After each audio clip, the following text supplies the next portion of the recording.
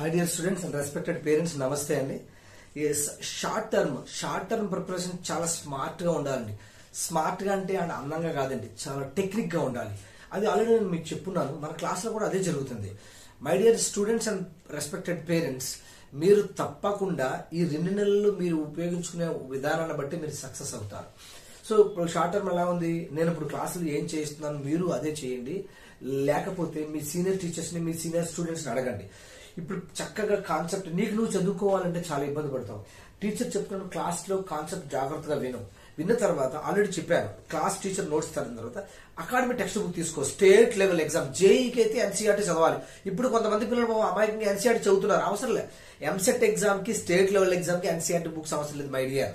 State level book మీద నీకు paper, నువ్వు చదివేది స్టేట్ అకాడమిక్ బుక్స్ అయితే ఎన్సీఆర్టీ మీద ఎందుకు పేపర్ తయారు చేస్తారు? చేయకూడదు, తప్పు అది. JEE exam national wide exam కాబట్టి ఎన్సీఆర్టీ మీద బుక్ పేపర్ తయారు చేస్తారు. ఇది యూనివర్సల్ ట్రూత్ అండి. సో ఏం చేయాలి, జాగ్రత్త చదువుకుని ప్రీవియస్ ఇయర్స్ క్వశ్చన్. నేను ఏం చేశానంటే, ఇప్పుడు చాలా మంది పిల్లలు మంచి మంచి బిడ్డలు కొనేసుకొని వచ్చి వందల బిట్లు, రోజుకి వాళ్ళు 200 బిట్స్ చేశారు, 300 బిట్స్ చేశారు. వేసండి నాన్న, నువ్వు ఎన్ని 100 బిట్లు చేసిన ఆ బిట్లోంచి ఏ బిట్లోంచి క్వశ్చన్స్ ఇవ్వరు మై డియర్. ప్లీజ్ అర్థం చేసుకోండి. మరి ఏం చేయాలి మాస్టర్ అంటే, అకాడమిక్ టెక్స్ట్ బుక్ నుంచి క్వశ్చన్ పేపర్ తయారు చేస్తారు, అలాగే డైరెక్ట్ క్వశ్చన్స్ ఇవ్వరు. కొన్ని క్వశ్చన్స్ డైరెక్ట్ గా ఎన్సీఆర్టీ వాళ్ళు జేఈలో డైరెక్ట్ క్వశ్చన్ కూడా ఇచ్చారు.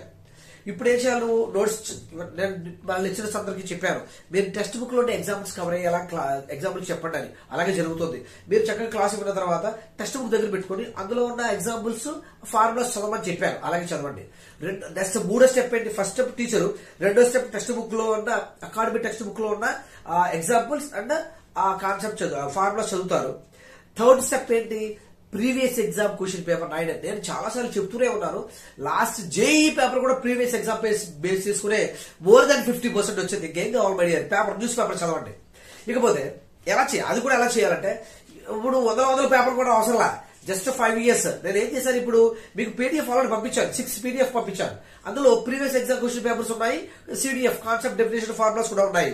ఒక 3 ఏమో కాన్సెప్ట్ డెఫినేషన్ ఫార్ములాస్, 3 ఏమో ప్రీవియస్ ఎగ్జామ్ క్వశ్చన్ పేపర్స్. అయితే 2020 వరకే పంపించాను. అందుకని నేను ఏం చేశాను, లేటెస్ట్ ఎగ్జామ్ 2024 వరకు ఆల్ క్వశ్చన్ పేపర్స్, అంటే 4 days తిరిగా అనుకోండి, 8 షిఫ్ట్ జరుగుతాయి. 8 షిఫ్ట్స్ అంటే అలా 4 years చూసుకుంటే, 5 years చూసుకుంటే 5 years 40 మోడల్స్ గవర్నమెంట్ తయారు చేసిన 40 మోడల్స్ నువ్వు ప్రిపేర్ అవుతుంటావు అనుకోండి, నీకు మోడల్ ఎందుకు మిస్ అవుతుంది చెప్పండి? గవర్నమెంట్ తయారు చేసిన ఎగ్జామ్ బోర్డు వారు తయారు చేసిన 40 మోడల్స్ నువ్వు ప్రిపేర్ అయితే చక్కగా తప్పకుండా రిపీటెడ్ క్వశ్చన్ దొరికేస్తుంది నీకు, నో డౌట్ అట్ ఆల్. ఒకే చాప్టర్ నుంచి అది 40 మోడల్స్. అందుకనే ప్రీవియస్ ఎగ్జామ్ క్వశ్చన్ పేపర్స్ ఇంటికి పంపిస్తున్న మెటీరియల్. యాక్చువల్ గా మీకు మాట్లాడినప్పుడు ఈ మెటీరియల్ ఇస్తానని చెప్పలేదు, ఎందుకంటే షార్ట్ టర్మ్ లో కొత్త మెటీరియల్ ఇవ్వకూడదని. కానీ ఇప్పుడు ఇది కొత్త మెటీరియల్ ఏం కాదు, నీ మెటీరియల్ నువ్వు చదువుకుంటావు. ప్రీవియస్ ఎగ్జామ్ క్వశ్చన్స్ అనేది నో ప్రాబ్లం. సో అందుకని అలా చేయండి మై డియర్స్. పాపం ఇప్పటికీ కొంతమంది పాపం ఎక్కడెక్కడికో దూరం ప్రదేశాలకి బస్సులో వెళ్ళడం, 1 గంట వెళ్ళడం, 1 గంట రావడం, అక్కడ గంటలు వేస్ట్ చేసుకోవడం. ప్రతి గంట చాలా ఉపయోగపడుతుంది మై డియర్, టైం వేస్ట్ చేసుకోవద్దు. పేరెంట్స్ దయచేసి రిక్వెస్ట్ చేస్తున్నాను, పాపం ఈ ఏజ్ లో వాళ్ళకి తెలియదు పాపం. ఫ్రెండ్షిప్ నేను కోచింగ్ వెళ్తున్నాను చెప్తున్నారు, కానీ ఫ్రెండ్స్ కూడా తిరుగుతున్నారు, టైం వేస్ట్ చేసుకున్నారు. చూడండి, నేను బస్సులో చూశాను, నిన్న బయటకు వెళ్తూ కూడా నేను ఇంపార్టెంట్ పని మీద బస్సు మీద వెళ్తే చూశాను అనమాట. పాపం ఇంటర్మీడియట్ పిల్లలు కోచింగ్ అని వెళ్తున్నారు, ఫ్రెండ్స్ అని ఆల్రెడీ చాటింగ్ అని అక్కడికి వెళ్ళడం, కోచింగ్ లో మానేసి పార్క్ లో కూర్చోవడం. తెలియక పాపం వాళ్ళు కావాలని చేయట్లేదు, కెరీర్ పాడైపోతుంది. పేరెంట్స్ గ్రహించాలి. మై డియర్ స్టూడెంట్స్, నేను మీకు చెప్తున్నాను, ఇది మీ కెరీర్, మీరే బాగు చేసుకోవాలి, పాడు చేసుకోవద్దు. ఈ రోజుల్లో ఈ మీడియాకి అలవాటు పడిపోయి పాడైపోతున్నారు. అందుకోసమే ఈ ఆన్లైన్ ఇది బెస్ట్ అని చెప్పాను. ఇంట్లోనే కూర్చుని ప్రశాంతంగా ఏ డిస్టర్బెన్స్ లేకుండా చక్కగా ఆన్లైన్. ఆల్రెడీ 2 years చదివేశావు, ఇప్పుడు చక్కగా ఈ క్లాస్ మన క్లాస్ వింటూ మంచి క్లాసులు చెప్పిస్తున్నారు. మీకు గెస్ట్ లెక్చరర్ క్లాసులు వస్తాయి, వీక్లీ వన్స్ గెస్ట్ లెక్చరర్ వస్తారు. ఈ టీచరే కాకుండా most senior faculty guest lecture మీకు తెలుసు ఆల్రెడీ.